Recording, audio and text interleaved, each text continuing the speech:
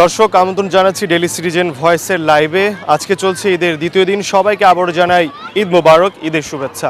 আমি এই মুহূর্তে দাঁড়িয়ে রয়েছি রাজশাহীর জিয়া পার্কে, যেটি কিনা বিগত 17 বছর ধরে অবহেলিত ছিল এবং এই অবহেলিত সময়টাতে এই পার্কে দর্শনার্থীদের কোনো ভিড় এবং কোনো ধরনের রাইড কিন্তু চালু ছিল না। বিগত 17 বছর পর অর্থাৎ 5ই আগস্টের পর থেকে এই পার্কের অবস্থাটা পুরোপুরি বদলে যায়। এখন পার্কে ঈদের ছুটিতে দর্শকদের উপচে পড়া ভিড়। দর্শক, আপনারা দেখতেই পাচ্ছেন যে কি পরিমাণ মানুষের মধ্যে একটা খুশি এবং আনন্দ কাজ করছে। তারা এই যে পার্কটা রানিং হওয়ার পর থেকে, যিনি 5ই আগস্টের পরবর্তী সময়ে যিনি দায়িত্ব গ্রহণ করেছিলেন ইঞ্জিনিয়ার মোহাম্মদ শাকিল, তার তত্ত্বাবধানেই পার্কের সমস্ত রাইডগুলো চালু হয়ে গেছে এবং চালু হওয়ার পর থেকেই এখানে সাধারণ মানুষ থেকে শুরু করে যারা ঈদের দিনগুলোতে ঘুরে বেড়াতে পছন্দ করেন তারা এই পার্কে ঘুরছেন পরিবার পরিজন নিয়ে। তারা ঈদের আনন্দটা ভাগাভাগি করে নিচ্ছেন। দেখতেই পাচ্ছেন যে উপচে পড়া ভিড়, অর্থাৎ একদম সকাল থেকেই সবাই কিন্তু এখানে আসছেন এবং সকাল থেকে আসছেন পরিবার পরিজন নিয়ে ঘুরছেন এবং তারা ঈদের আনন্দটা ভাগাভাগি করে নিচ্ছে। দেখতেই পাচ্ছেন যে এখানে দম্পতিরা আসছেন, বন্ধু বান্ধবী থেকে শুরু করে কাপল, আর বিশেষ করে মনোরম পরিবেশটা সৃষ্টি হয়েছে বাচ্চাদের কলরবে। এখানে মূলত ছোট বাচ্চাদের বিশেষ যে রাইডগুলো রয়েছে সেগুলোই এখানে আসলে চালু করা হয়েছে। আমরা একটু কথা বলবো, যে অনুভূতিগুলো জানবো যে কেমন লাগছে আসলে পার্কটা চালু হওয়ার পরে। আমরা একটু কথা বলবো। আপু, কেমন লাগছে পার্কে এসে ঈদের আনন্দে ঘোরাফেরা করছেন? একটু ব্যস্ত আছে, বাচ্চাটা একটু খুঁজতেছি তো। আলহামদুলিল্লাহ ভালো লাগছে, অনেক সুন্দর লাগছে।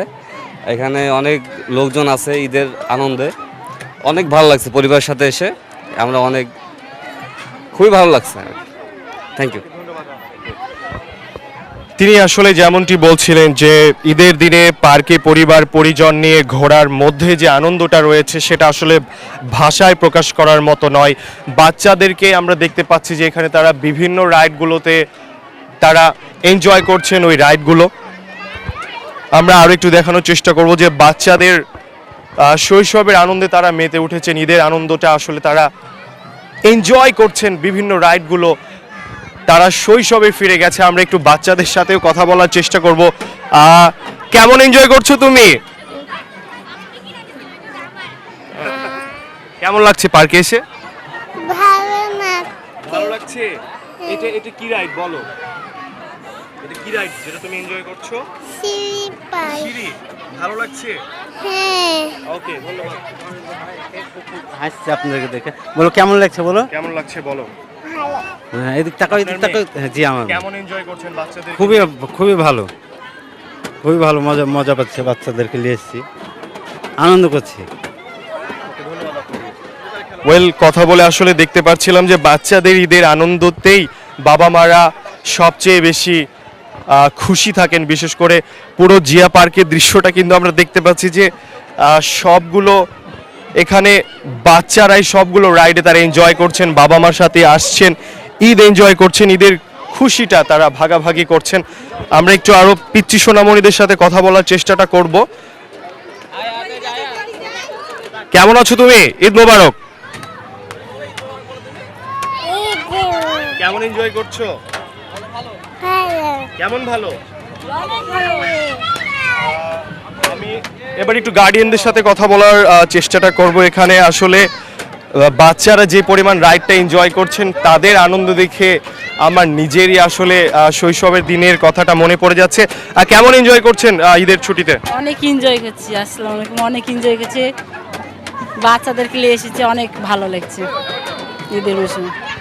গার্ডিয়ানের সাথে কথা বলে যেটা জানতে পারলাম যে তারাও আসলে এনজয় করছেন, বাচ্চাদেরকে নিয়ে এসেছেন, বাচ্চাদেরকে নিয়ে এসে তারাও ঈদের আনন্দটা ভাগাভাগি করে নিচ্ছে। জিয়া পার্কের অবস্থাটা 17 বছর আগে যেই রকম একটা অবস্থায় ছিল, এই পার্কে কোনো ধরনের উন্নতি এবং রাইডগুলো বন্ধ করা ছিল। 5ই আগস্টের পরে ইঞ্জিনিয়ার মোহাম্মদ শাকিল তিনি দায়িত্ব নেওয়ার পর থেকেই সমস্ত রাইডগুলো আসলে চালু হয়ে গেছে এবং শুধু চালুই হয়নি, এই পার্কে জনসাধারণের যে উপচে পড়া ভিড় সেটা কিন্তু আমরা আপনাদেরকে দেখানোর চেষ্টাটা করছি যে পার্কে কি পরিমাণে এখানে ভিড় রয়েছে। আসলে আমরা একটু কথা বলবো ইঞ্জিনিয়ার মোহাম্মদ শাকিলের সাথে, তার কাছে আসলে আমরা জানবো যে তিনি দায়িত্বে আসার পর থেকে পুরো পার্কের দৃশ্যপটটা বদলে গেছেন এবং এখানে জনসাধারণের যে পরিমাণ উপস্থিতি এটা আসলে all credit goes to mister Shakil. কেমন আছেন? আলহামদুলিল্লাহ আলহামদুলিল্লাহ ভাই, আপনারা ভালো আছেন সবাই? কেমন লাগছে ঈদের দিনে সবাইকে? আসলে আলহামদুলিল্লাহ, আমি নিজেও পরিবার নিয়ে আসছি আজকে এখানে বেড়াইতে। বেসিক্যালি রাজশাহীতে তো কোনো শিশুদের বিনোদনের জায়গা নাই। আমরা দেখেছি ফ্যাসিস্ট আমলে এই পার্কটাকে এত বেশি অবহেলিত করে রেখেছিল শুধু একটি নাম থাকার কারণে, সেটা হলো শহীদ জিয়া। তাদের শহীদ জিয়ার ব্যাপারে এত বেশি অ্যালার্জি ছিল যে এখানে একটা টাকা 17 বছর ইনভেস্টমেন্ট করেই নাই, বরঞ্চ এখানকার বরাদ্দ রাসেল পার্কের মতো একটা অবহেলিত জায়গা যেখানে একটা লোকও যায় না, কলোনির ভিতরে একটা পার্ক বসিয়েছে। এখানকার রাইডস আপনারা দেখেছেন, চিড়িয়াখানাকে বাদ দিয়ে এই গোষ্ঠীটা ওখানে রাইডগুলো বসাতে চেয়েছিল পার্কের নাম চেঞ্জ করে। এখনও একটা গোষ্ঠী এই পার্কের ভেতরে, আপনারা জানেন যে আমরা 36শে জুলাইয়ের পরে এই পার্কটা একেবারে ভঙ্গুর অবস্থায় ছিল, 100% রাইডসগুলো নষ্ট ছিল, এখানে কেউ আসতো না। আমরা আলহামদুলিল্লাহ নিজস্ব অর্থায়নে এই পার্কটা প্রায় 55 লক্ষ টাকা খরচ করে এই পার্কটা আবার ব্যবহারের উপযোগী করেছি এবং এখন পর্যন্ত আমরা এখান থেকে কোনো ফায়দা বা কোনো মুনাফা পাইনি, শুধুমাত্র ইনভেস্টমেন্ট করে যাচ্ছি, শুধুমাত্র রাজশাহীর একটু বিনোদন দেব বাচ্চাদেরকে এই কারণে। 17 বছর যেমনটা অবহেলিত ছিল, আপনি দায়িত্বে আসার পর থেকে আমরা দেখতে পাচ্ছি যে এখানে প্রচুর পরিমাণে দর্শনার্থীদের ভিড় হচ্ছে, এই ব্যাপারটা কি বলবেন?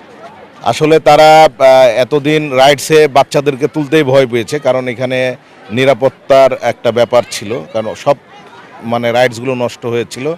আমরা এটাকে ঠিক করেছি এবং এখন মানুষ এটাকে সেফ জোন মনে করছে, এই জন্য দলে দলে মানুষজন আসছে এখানে বেড়াইতে। এবং আপনারা দেখেছেন যে আমরা ম্যানুয়ালি রাইডসগুলো ফুল ফ্রি করে দিয়েছি।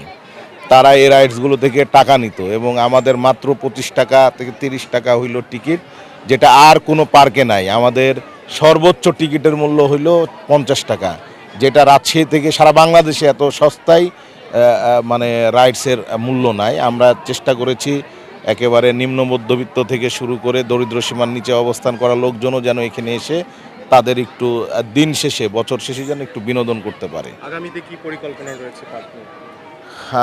আমরা আগামীতে এই পার্কে আমরা সিটি কর্পোরেশনে বলেছি যে এই পার্কে আমরা একটা ওয়াটার জোন চাই এবং কেবল কার এখানে দিতে চাচ্ছি, যাতে আরেকটু বাচ্চারা ওয়াটার জোনে যে একটু নিজেদেরকে আরেকটু রিল্যাক্স করতে পারে।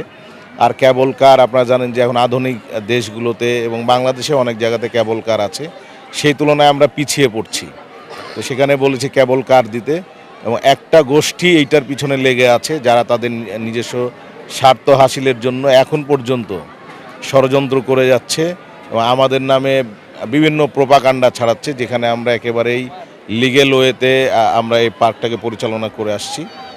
আপনাদের সহযোগিতা, এই ডিসিবির সহযোগিতায় আমরা এই পার্কটাকে আরও বেশি হাইলাইট করে নতুন যিনি প্রশাসক আসছেন আমাদের মাহফুজুর রহমান রিটন ভাইকে, তার দৃষ্টি আকর্ষণ করছি এই পার্কের দিকে আরও বেশি মনোযোগ দিতে। এখন পর্যন্ত রঙগুলো করতে পারিনি, একটা বড় বাজেট লাগে রং করতে, এই জন্য পার্ক যেন আরও সুন্দর এবং মনোরম পরিবেশের একটা জায়গা হয়ে ওঠে রাজশাহীর মতো ছোট্ট একটা শহরে, সেই আবেদন করছি আপনাদের মাধ্যম দিয়ে। ধন্যবাদ আপনাকে। তো দর্শক, কথা বললাম ইঞ্জিনিয়ার শাকিলুর রহমানের সাথে। শাকিলের সাথে তিনি জানিয়েছেন যে পার্কের আসলে রং করার জন্য বড় বাজেটের প্রয়োজন। আমাদের মাধ্যমে আসলে যিনি প্রশাসকের দায়িত্বে রয়েছেন জনাব মাহফুজুর রহমান রিটন, তার কাছে আবেদন করেছেন যে যেন এই পার্কটাতে আরও সুদৃষ্টি দেয়, যেন তিনি সহযোগিতা করেন এই পার্কের আরও উন্নতির জন্য। তো দর্শক, এই ছিল আমার কাছে সর্বশেষ আপডেট। এতক্ষণ সাথে ছিলাম রাজশাহীর জিয়া পার্ক থেকে। ধন্যবাদ।